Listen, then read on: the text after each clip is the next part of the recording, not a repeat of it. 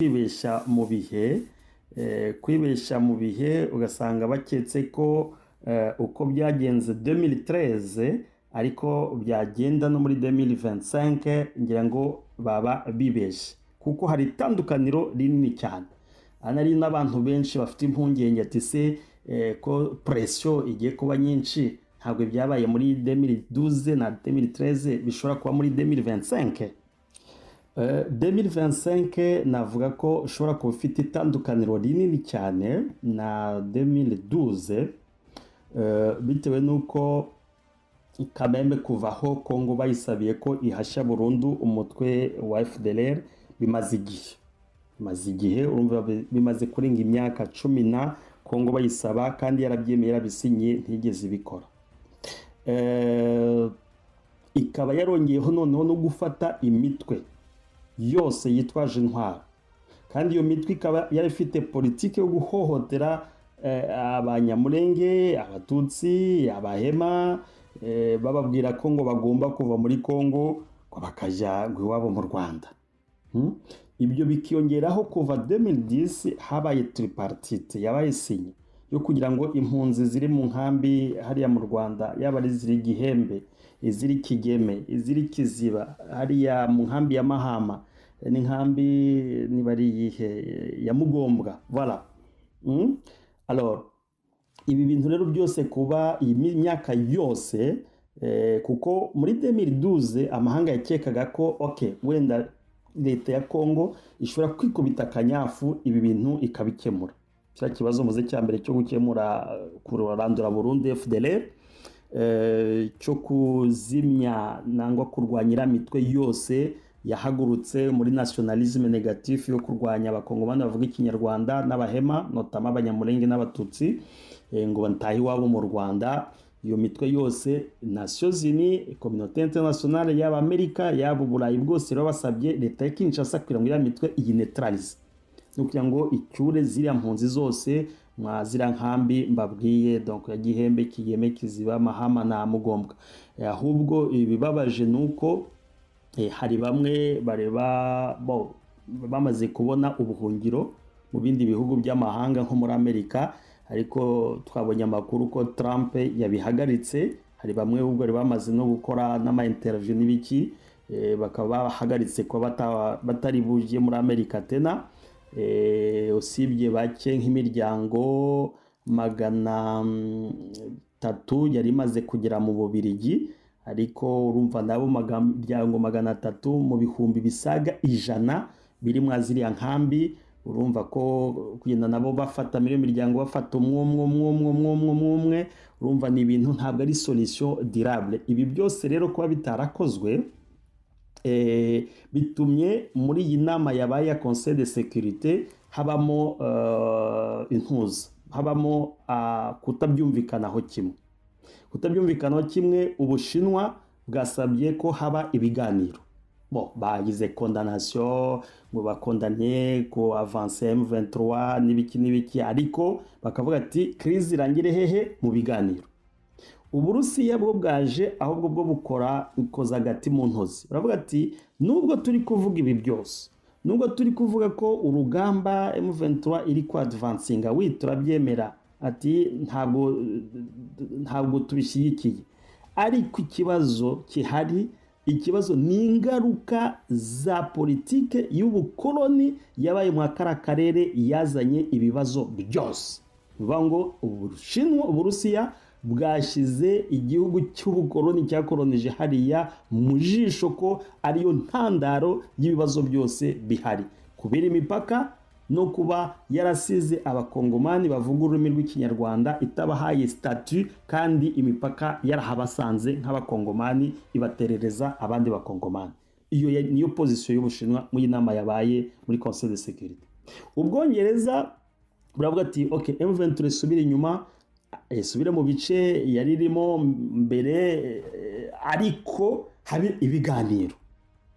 Amerika iravuga ati okay M23 isubire inyuma, kandi ngo nubwo twumvise ari ibihugu bisabye ibihano kubera u Rwanda, ati turabona nta mpamvu yo guhereza ibihano. Abafaransa nibo baje ati no, M23 isubire inyuma, u Rwanda ruri gufasha M23 bugomba guhanwa rugufatirwa ibihano, ubwo bavuga nyine kugira ngo nk'ukuntu leta ya Kinshasa nayo yaje gusaba ko bagomba kuba ibihano contre u Rwanda ngo kubera rufasha M23 patati patata, ariko nta numwe wigeze avuga kuri FDLR, nta numwe wigeze avuga ku batutsi bari gutotezwa, bari kwicwa, bari gucibwa ibihanga, bari gutemwa, nta numwe bivuzeho. Ubwo urumva ko bagiye bose kure ya gahunda yo kuzana amahoro hariya mu karere. Ati se ko ubu harushaka kwibaza ati se iryo tandukaniro ni rihe? Itandukaniro rya 2012 M23 yari ifite igice gitoya, yari ifite hariya nyine muri Bwisha n'agace kamwe ka Nyiragongo, na yinjira no muri Goma imaramo icyumweru kimwe ibiragiye. Ariko ubu M23 ifite igice kinini, ubu iri muri Rucuru, iri muri Masisi, iri mu gice cya Rubero, iri mu gice cya Walikale, iri mu gice cya Karehe, ikaba ifite Nyiragongo ubu yose, ikaba ifite na Goma. Ubwo urumva ni itandukaniro rikomeye cyane. Itandukaniro rya kabiri, operation zabaye muri 2012 ntabwo zabaye contre FDLR nk'ukuntu bibaye ubu ngubu. Ubu ngubu hari ibigo bya gisirikare 40 bimaze gusenywa bya FDLR, nuba ngo akazi MONUSCO yagombye ko yarakoze mu myaka 25 M23 igakoze mu myaka 3. Ubwo urumva ni performance ikomeye cyane. Hari itandukaniro rindi rihari nuko M23 atangiye muri 2012 ikarangira muri 2013, urumva ni umwaka umwe gusa, ntabwo yashoboye kugira kwigenga kugira ngo igire imbaraga.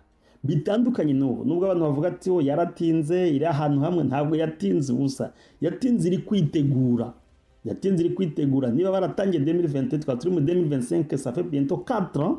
Iyo 4 ans bamaze kugira ingabo zikomeye cyane zashoboye guhangana n'ingabo n'igisirikare cya Afurika y'Epfo. Igisirikare cya Afurika y'Epfo ni igisirikare cya kabiri muri Afurika, ni igisirikare cya kabiri muri Afurika gifite inganda zikora ibikoresho bya gisirikare, ngo ibikoresho byinshi bya gisirikare Afurika y'Epfo irabyikorera yo yonyine, ngo budget yayo ya defense ntabwo igura mu mahanga, byinshi irabyikorera, ngo ifite ibikoresho byinshi. Kumva ko M23 rero ubu ishobora guhangana na Afurika y'Epfo ikaba yitsinze, niyo resulta yo kuba itinze, ntabwo yari yicaye, yari iri kwitegura bihagije. Akaba ariyo tandukaniro rya 2012 na 2025. Irindi tandukaniro, ntabwo burya objectif za M23 ntabwo zari plus politique, zari plus ya reclamation, ariko nta vision politique bari bafite ikomeye cyane. Naho ubu bafite objectif politique kandi kabirimo yo guhindura ubutegetsi. Ubwo butegetsi bugahinduka no guhindura configuration y'igihugu ikaba muri federalisme. Icyo gihe muri 2012 ibyo ntibyari bihari. Indi tandukaniro rya 2012 burya nta pwi y'ibihugu byari bihari by'akarere, hayari hari muri politique. Ariko ubu M23 ifite apwi y'ibihugu byo mu karere, ari byo mvuga ko nubwo mwumvise ko biriya muri iriya nama mvuze ko ntabwo bavuzeho byo gukemura ibibazo mu karere, si uko batabizi, ahubwo ni uko iriya nama bayiciye amazi. Ngira ngo mwe muri mwe mwumva ibya geopolitique mwumvise ati ntabwo bavuze ku bibazo cyo gukemura ikibazo cy'abantu bari kwicwa hariya, ntibakivuze, si uko batakizi, ahubwo ni uko iriya nama bayiciye amazi, nta resolution n'imwe yavuyemo. Kubera iki? Kubera bashyigikiye ko ubutegetsi buhinduka. Ubu M23 y'ubu ifite appui regional. Iyi appui regional suva ngo barayifasha kurwana, ariko ikibazo baracyumvise. Perezida Museveni iyo avugana n'abanyamakuru aragisobanura, akavuga ati bari abasore bararengana, bari abantu b'impunzi bagomba gutaha, bari n'abana batashye iwabo, murababuriza iki gutaha iwabo? Iyo appui ntabwo yigeze haba muri 2012. Igihugu nka Kenya ati bariya basore muri kubabwira bagende muri Sabyinyo, iriya Sabyinyo hari ubuzima buriyo. Perezida Ruto yarabivuze, nibwo bwa mbere Kenya yakwipronosa ku kibazo cyara mu karere k'iburasirazuba. Ibihugu nka Ethiopia, Premier Ministre Ethiopia yarabivuze, ibihugu nka Senegal barabivuze, ibihugu byinshi n'ibindi tutavuga ngaha bimaze kumva ikibazo, bimaze kumva cause ya M23 bitandukanye n'ukuntu cause yumvikanye muri 2012. Akaba ari intambwe ikomeye cyane. Nubwo Ubufaransa bwavuze ko M23 isubira inyuma, ariko Ubufaransa iri mu bihugu nabyo byamaze kumva iriya cause, kandi bakaba hata Kinshasa ko ibyo byose ijya hehe, ijya mu biganiro. Noneho n'Ubushinwa bwatangaje, n'Uburusiya nabwo bwasabye ko umva ko bamaze bose kumva iriya cause bitandukanye n'ukuntu bose bumvaga M23 ya 2012, n'amabandi n'abacancuro mu bakubite bafata resolution mu kanya, FIB nigende ibakubite ibarase, bari kubumva ari mbese nk'abakuruna, babafashe nk'abakuruna. Ariko ubu M23 kuba Conseil de sécurité élargi iterana ikavuga amasaha asaga 5 ivuga M23, ndabona ni ikintu cy'insinzi gikomeye cyane. Bwa mbere meme n'amagurupe ameze nk'arayo y'abatalibani ntabwo yigeze agirirwa inama imeze kuriya. Ngo kuyivuga cyane ni nako kuyumva cyane, kuko biratuma n'ibihugu bitari biyizi bishakisha ngo bamenye ati bari abantu koko barwanira iki. Iriya nama navuga ko ari insinzi yavuyemo ikomeye cyane, yajyanye ku rwego rwo hejuru muri dimension ya geopolitique ya M23 kuvugwa muri Conseil de sécurité amasaha arenga 5 ari M23, M23, M23, voilà, panda amasaha 5 isi yose iganira M23. Alors M23 ya 2012 yari ifite ibikoresho bike cyane, ariko M23 ya 2025 ifite ibikoresho biri sophistiqué. Niba mwakurikiye na ambasaderi wa Pakistan yavuze ati M23 ifite imbaraga kurusha na leta. Ngira ngo ibyo ntuza yarabivuze secrétaire général wa Nations Unies Guterres avuga ko M23 est une armée professionnelle, est une armée structurée, est une armée ngo ifite ibikoresho biri sophistiqué. Pakistan yabisubiyemo, na ambasaderi w'Ubugiriki yabisubiyemo, ambasaderi wa Korea yabisubiyemo, n'uwa Danemark yabisubiyemo, n'uwa Panama yabisubiyemo, n'uwa Sierra Leone yabisubiyemo, berekana ko M23 ifite performance ikomeye cyane. Ikindi kitandukaniro cya 2012 na 2025, M23 mobilisation yayo yari nke, ariko mobilisation yayo isi yose yaba communauté internationale kumaze kubivuga, n'abaturage. Si abaturage gusa bavuga ururimi rw'Ikinyarwanda, n'abaturage bose b'abakongomani bamaze kumva ko M23 ikirwanira icyari cyo. Y'amateori yari ahari ngo no Rwanda rushaka kwanexa Kivu ku Rwanda, izo teori babazivuga ntabwo zigitambuka. Bamaze kumva ko vision ya M23 ari uguhindura imibereho y'abakongomani. Imibereho y'abakongomani gahinduka, ariyo mpamvu urebye mu social media abantu bakaremese nanye mukuye huku abibukavu ati nanye mukuye ituri bari gutabaza bo buri munsi n'abikatanga bari gutabaza se shimukuye huku banduku tuko nateseka ko shimukuye huku mushibake kule ku Mukongo.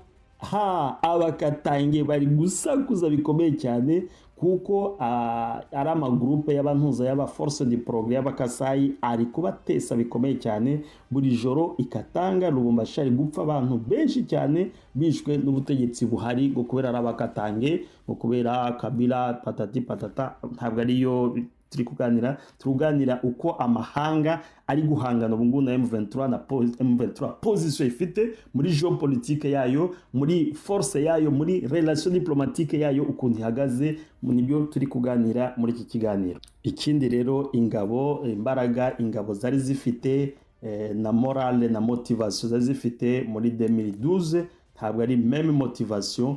Urabona motivation ikomeye cyane cyane cyane, byarabonetse na discipline ikomeye cyane. Ngira ngo mwarabonye Minova, mwarabonye Sake, mwarabonye Mushaki, ukuntu bitwaye neza, bakaba basira population ati turi kumwe, nta bujura, nta guhohotera, nta ahantu hose bafata nta muturage uhapfa. Iyi nindi intambwe ikomeye cyane y'itandukaniro rya M23 ya 2012 na M23 y'ubu ngubu. Ngizo itandukaniro muri make. Ikindi nakongeraho ni paraporo y'abaliye au niveau y'igihugu ko twabivuze, hari bitandukanye na M23 ya 2012. Ubu Tanganyika, Sud Kivu, Maniema, Chopo, Ituri, Haut-Uele, Bas-Uele, meme ni Kinshasa, urasanga mobilisation ikomeye cyane cyane. Bose bari barindiye ko ni Goma, bari barindiye ko bose ni Goma. Kumva ko Goma ubu ngubu iri mu maboko ya M23, ni abaliye ni benshi, imbaraga ziraba nyinshi kurusha muri 2012. Voilà. Ikindi tutabura kuvuga nuko hari ubwumvikane buke muri 2012 hagati ya politike n'ingabo, nangwa no hagati y'ingabo par rapport y'ubu ngubu, ukuntu hari unité ikomeye cyane hagati y'ingabo, meme na niveau politique hari ubumwe bukomeye cyane, bitandukanye nuko hari ibice muri 2012 kuvuga ngo harimo ideologie zitandukanye, bitandukanye na ideologie ubu imwe ya gisirikari hamwe na politike biri kumwe. Iyo rero ni itandukaniro hagati ya 2012 na 2025.